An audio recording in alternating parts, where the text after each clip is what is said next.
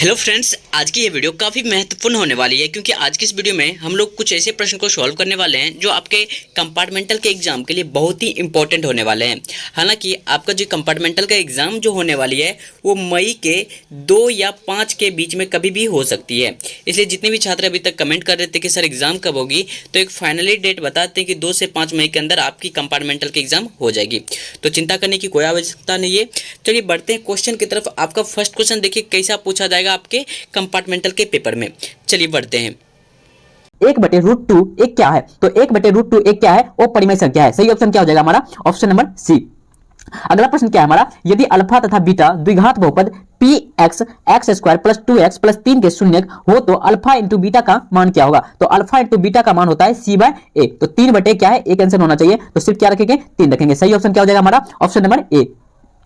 अगला प्रश्न क्या हमारा? बहुपद 4x² + 5√2x - 3 के शून्यक कौन है? तो शून्यक जब निकाला जाए तो d = b² - 4dc करके निकालना है। तो इसका सही ऑप्शन क्या हो जाएगा हमारा? Option number C. अगला प्रश्न क्या हमारा?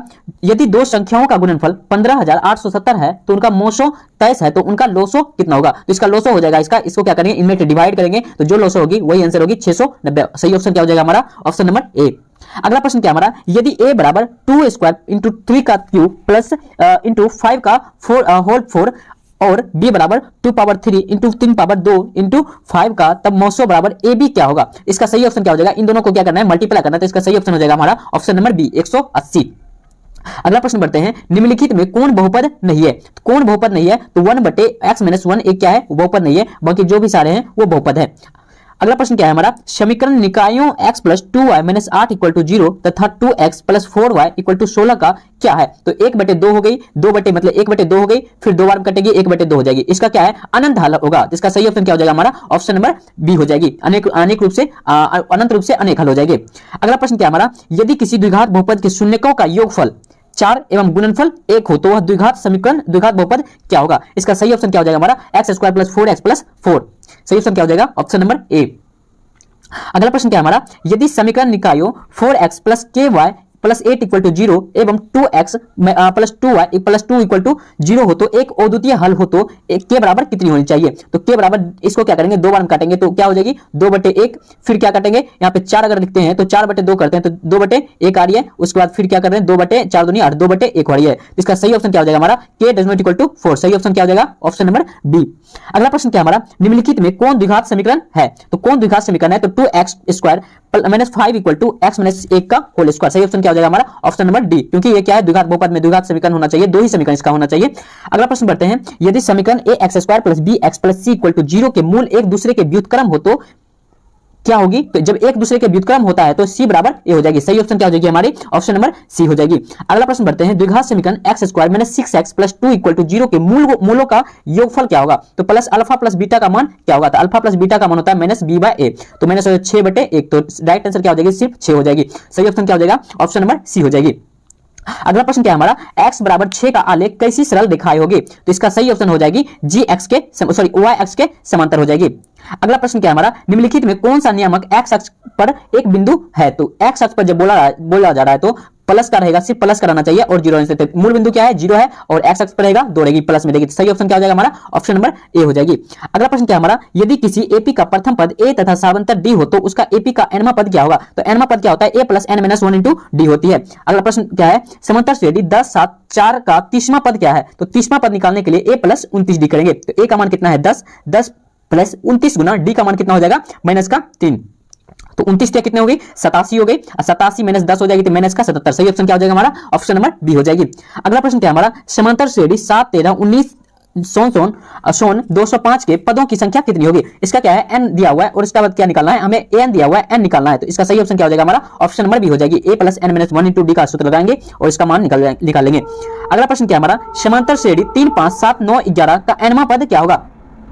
तो इसका nवां पद हो जाएगा 2n + 1 हो जाएगी। सही ऑप्शन क्या हो जाएगा हमारा? Option number A. जो भी बच्चे नहीं जानते हैं वो सारा तुरंत मिला ले और रात भर में याद करके पूरा अगला दिन जो एग्जाम होने वाली है उसमें पूरा गर्दा छुड़ा दे। अगला प्रश्न क्या हमारा?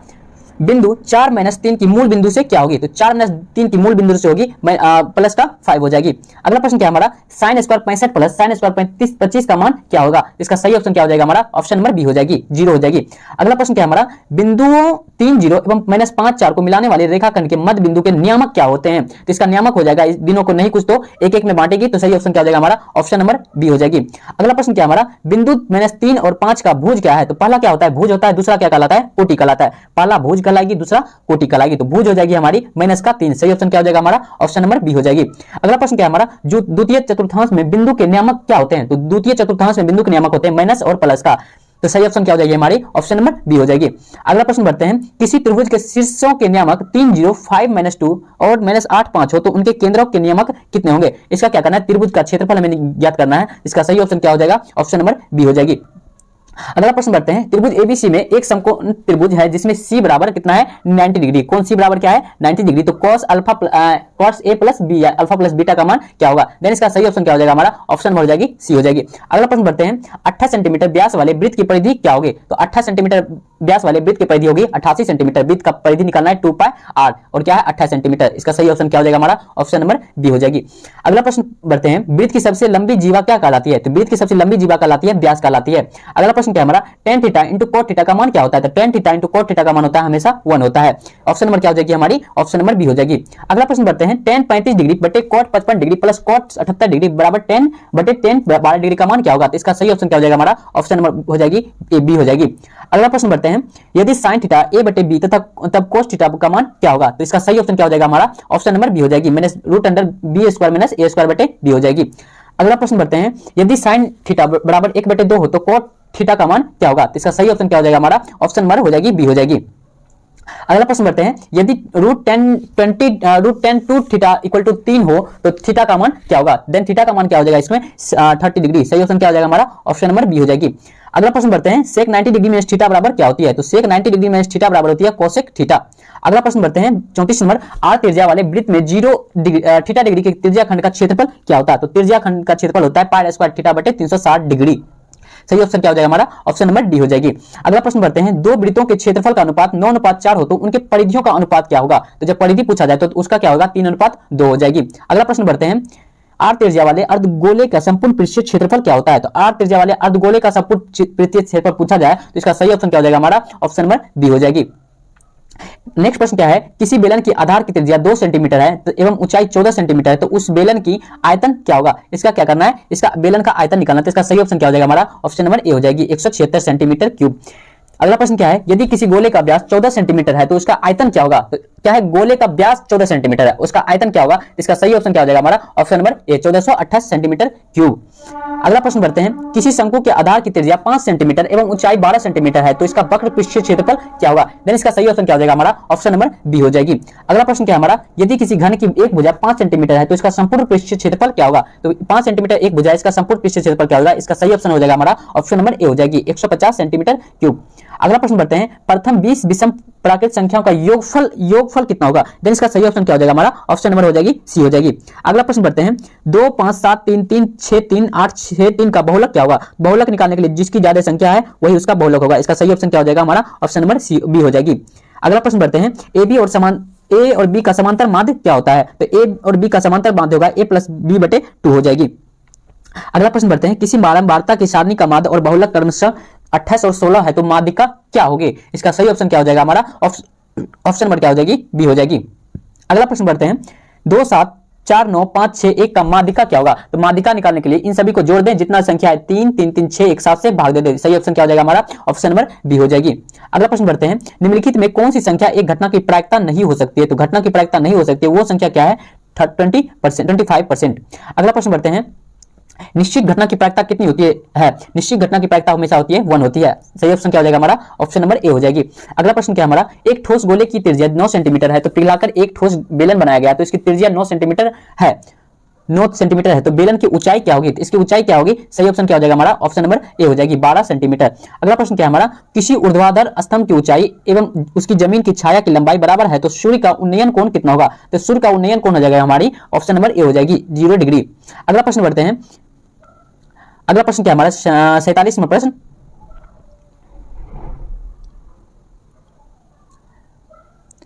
अगला प्रश्न हमारा 50वां प्रश्न, यदि ए और बी अभाज्य संख्या है तो ए बी का मोसो क्या होगा? तो ए बी का जब मोसो पूछा जाए तो 1 होगा, अगर लोसो पूछा जाए तो ए बी होगा। सही ऑप्शन क्या हो जाएगा हमारा? ऑप्शन नंबर सी हो जाएगी। अगला प्रश्न क्या हमारा, भाज्य ए और भाजक बी के लिए ए बराबर बी क्यू प्लस आर में शेषफल आर के लिए कौन सा संबंध नहीं है? तो कौन सा संबंध नहीं है? तो सही ऑप्शन क्या हो जाएगा हमारा? 0 greater equal to R greater B हो जाएगी।